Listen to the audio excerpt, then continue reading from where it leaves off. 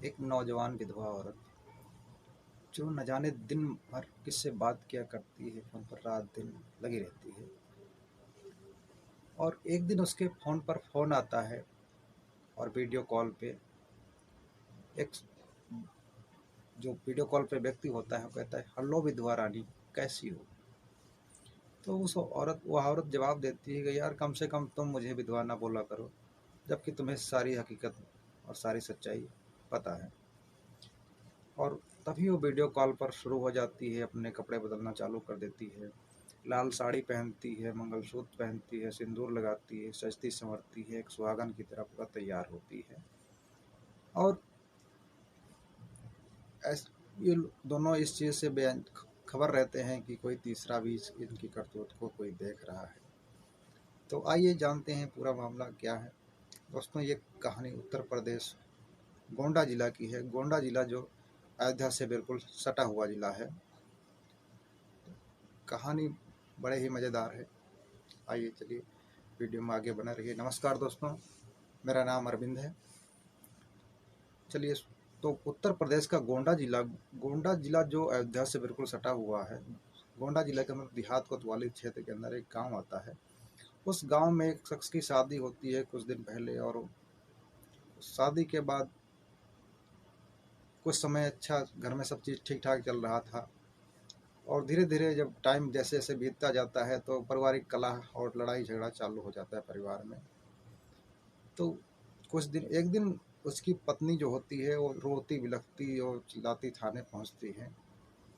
कहती है, साहब हमारे पति का मर्डर हो गया है, और विलाप करने लगती है। तो जो थानेदार साहब होते हैं कहते हैं, शांत हो जाओ आप, शांति से बताओ आखिर बात क्या है। उसको चुप कराते हैं।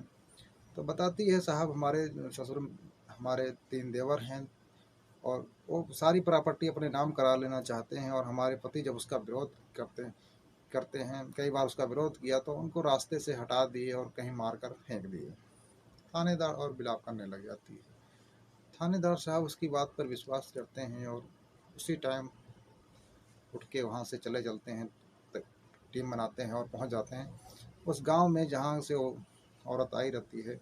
उस गांव को पूरा चारों तरफ से घेर लिया जाता है और आरोपियों को कहीं भागने से पहले उनको गिरफ्तार कर लिया जाता है। जब गिरफ्तार करके थाने लाया जाता है तब उससे पूछा जाता है, आखिर बताओ तुमने अपने बेटे की लाश को कहाँ छिपा रखा है, आखिर क्यों मार डाला, क्या बात हुई इससे?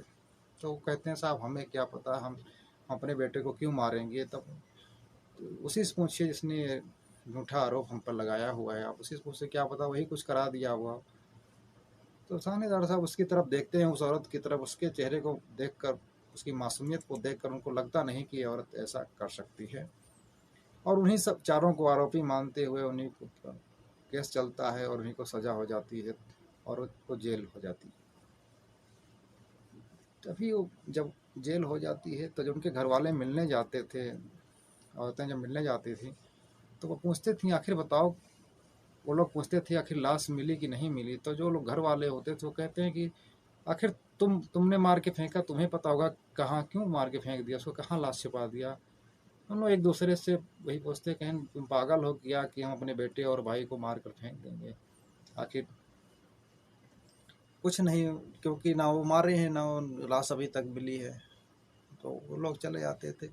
तभी ऐसे एक दिन वो बात कर रही थी तो पड़ोस में रहने वाले व्यक्ति को आवाज़ सुनाई पड़ती है। तो सुनते हैं और आते हैं, पूछते हैं कि आखिर अच्छा बताओ बहू कैसी है, तुम्हारे घर से कैसे रोज फ़ोन पे बात करने की कहीं आवाज़ आती है। कहते हैं, तुम उसको बहू कह रहे हो तो महानिर्लज्ज और पागल है, बेशरम औरत है वो निर्लज्ज।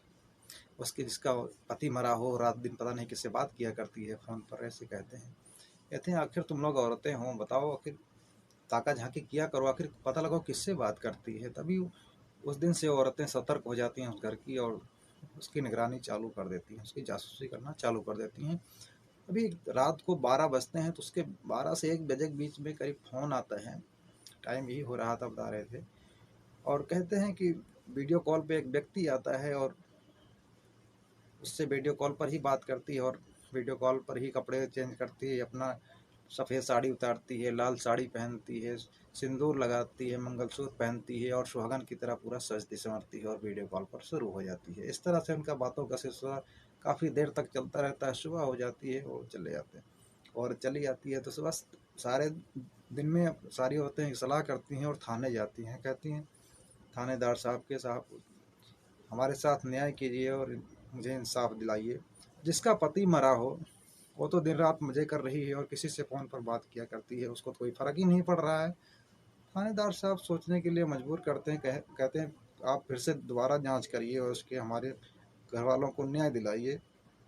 थानेदार साहब सोचने के लिए मजबूर हो जाते हैं और उस औरत को दोबारा बुलाते हैं थाने और पूछते हैं आखिर बताओ तुम बात किससे करती हो। तो औरत जवाब देती है कि साहब आप ना हम पे आरोप लगा रहे हैं बल्कि एक भारतीय नारी का अपमान भी कर रहे हैं, इस तरह से वो आपको पाप भी लगेगा।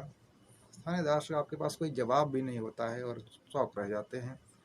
और इसकी बात वो अपने बड़े अधिकारी को बताते हैं कि साहब यहाँ पे एक मर्डर हुआ था, लाश अभी तक नहीं मिली है। जिसके वो औरत किसी से बात करती है लेकिन पूछने पर कुछ बताती नहीं है, इस तरह से बहानेबाजी करती है।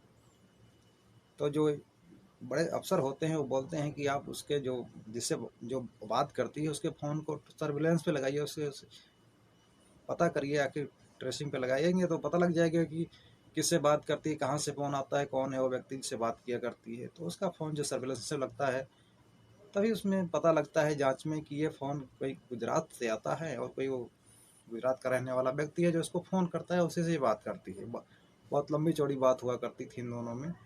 और फिर वो उसी दिन पुलिस की एक टीम गठित होती है और गुजरात जाने के लिए पुलिस रवाना हो जाती है, पुलिस की टीम। और फिर फ़ोन की ट्रैकिंग करते करते वो अपन पहुंच जाती है गुजरात, जहाँ पे जहाँ वो व्यक्ति होता है उसको गिरफ्तार करती है। तो देखती है उसका चेहरा देखकर ही पुलिस के हो पैरों में ज़मीन खिसक जाती है कि जिसके खून के जुर्म में 3-3 4-4 लोग जेल में सड़ रहे हैं बेचारे 3-3 साल से। अब वो तो अभी जिंदा है, वो वही व्यक्ति है जिसके खून के जुर्म में इसके घर वाले सज़ा काट रहे हैं। और लेके आते हैं, उनको गोंडा लाया जाता है, गोंडा बेतिया चैन लाया जाता है।